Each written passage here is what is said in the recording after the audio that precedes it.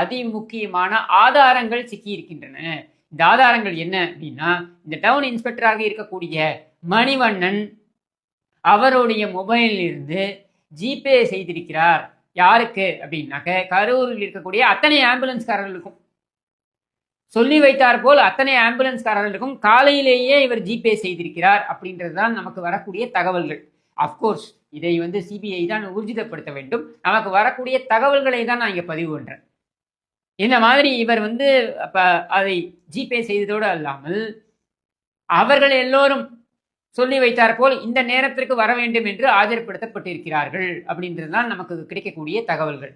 இந்த மணிவண்ணனை விசாரணை வட்டத்திற்குள் கொண்டு வந்த சிபிஐ அவரை விசாரிக்கின்ற வகையில் விசாரித்த பொழுது செந்தில் பாலாஜியுடைய பிஏவாக இருக்கக்கூடிய சந்திரசேகர் என்பவருடைய பெயரையும் சொல்லியிருக்கிறார். அவருடைய உத்தரவின் பேரில் தான் அதை செய்ததாகவும் சொல்லியிருக்கிறார்.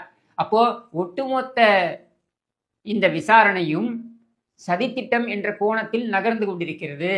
இதன் அடிப்படையில் தான் பார்த்தீங்கன்னாக்க விஜயுடைய தாவேகா தமிழக வெற்றி கழகத்தின் அந்த மூத்த தலைவர்களாக இருக்கக்கூடிய மாநில தலைவர்களாக இருக்கக்கூடிய திரு புஷி ஆனந்த், திரு நிர்மல்குமார், திரு ஆதவ் அர்ஜுன் இவர்கள் எல்லோரும் விசாரணைக்கு உட்படுத்தப்பட்டார்கள்.